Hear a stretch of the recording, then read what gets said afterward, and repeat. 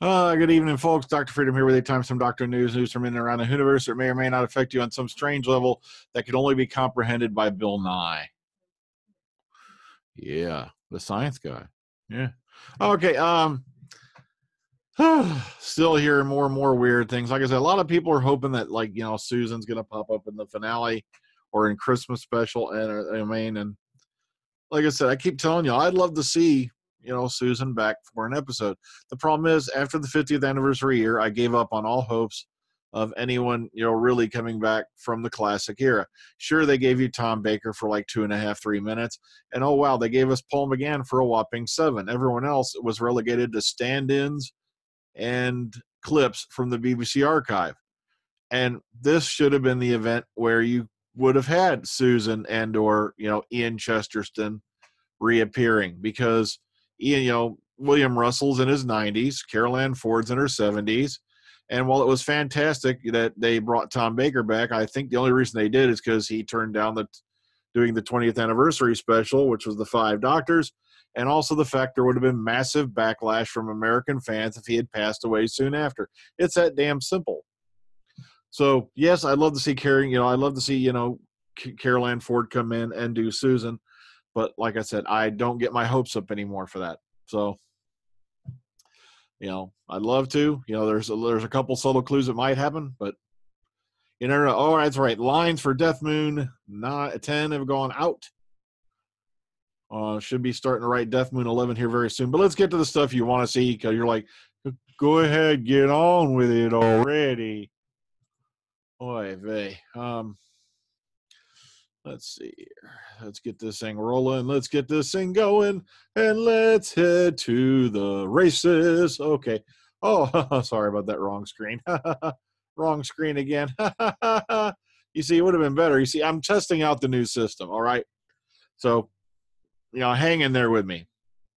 This is the first recording on the new system, by the way. I've had the new system for a few months. The thing is, I've just, not really wanted to take the old system now. But, all right, we'll get more into that in a minute.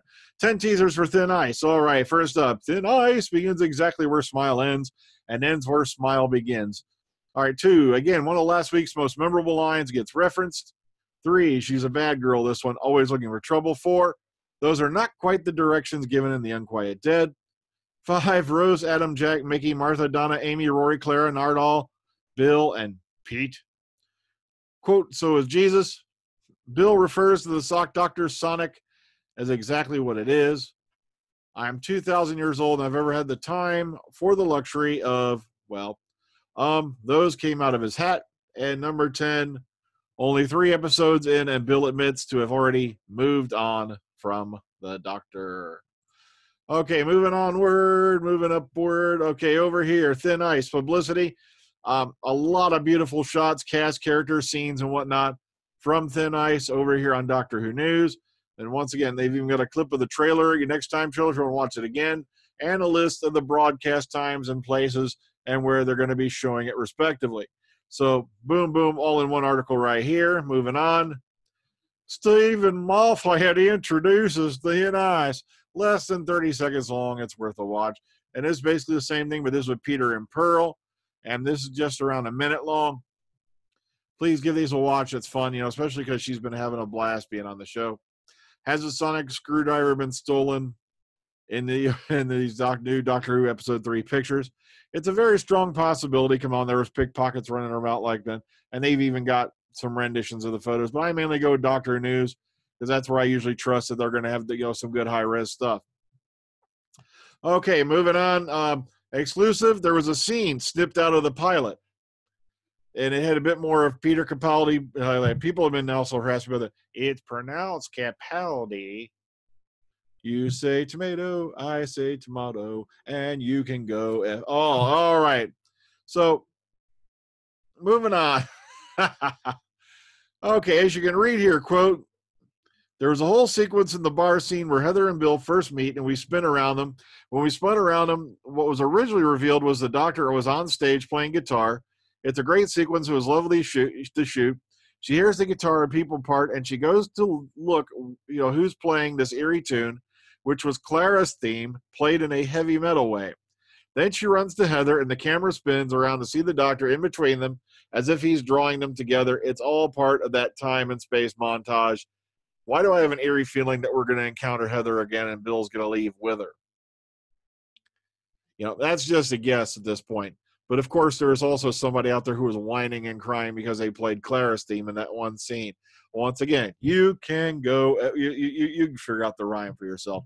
I ain't going to do it on this program. Moving on. How Mr. Man got mashed up with Doctor Who. This is over in The Guardian. And this is about, you know, the whole thing, you know, with Roger Hargreaves and all that, doing these little doodles of the Doctor, you know, his various incarnations, all that, and a certain person there. Yeah, I see you there. Stole the beef board, didn't you? Yeah. We've got our eye on you. All right.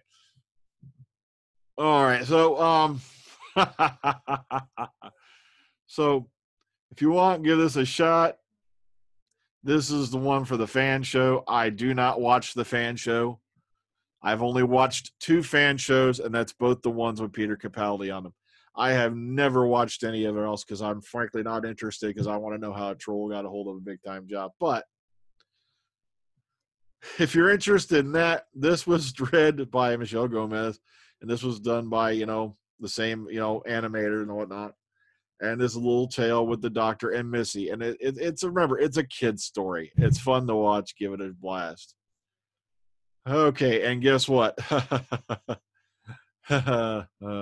Yeah. So wait a minute. How'd this end up here? We'll find out later. All right. Karen Gillan gives a big shout out to Doctor Who writer, showrunner Stephen Moffat. And that's because poor Matt Smith reaches for the gun. All right. Okay, she goes into a bunch of different things here and all that. But the thing is this. One of the things I can't stand, and you're going to probably get more out of this Anglifini article than you would, because the Radio Times took this and split it up into 50 billion different little articles. And I think this is the most comprehensive one that I found so far. So if you're into what Karen Gillan's up to these days, she's also giving a little shout out back to Doctor Who, where she came from. Bam, here you go, because she's doing very well in Guardians of the Galaxy and whatnot. You know, also she's, you know, going to be doing her own short film, I believe. Sure, he done it. Sorry, I've lost count. You know, she's doing very well, you know, and that's very good. You know, same thing with Arthur Darvill, you know, because now he's, you know, doing Legends of Tomorrow, amongst other things. So, you know, good on them. Matt, all I can tell you is this. You can always go back to BBC TV. Okay. So once again, Death Moon 10 lines have gone out today. I'm keeping the old system online so I can do the editing over there, because I still have to put the programs onto the new system. And the new system's Windows 10, whereas the new system, the old system is Windows 7. And Windows 7 should have never been touched. It should have never been improved on, because Windows 8 was total shit. Windows 10 is borderline shit. But the thing was, this system that I was running everything on was going on like 7 years old this year. And so earlier this year, I went out and bought a new system. And it's just, I so dreaded moving to the new system that I just finally now hooked the new system into the main thing and all that, and hooked all this up to it. So the sad thing is, they don't have Windows Live Movie Maker, which is what I use to throw together the news videos, because it does it quickly, does it in a hurry, and it does it very well. And apparently Microsoft decided to discontinue this very, very valuable piece of software because they lick dog asses.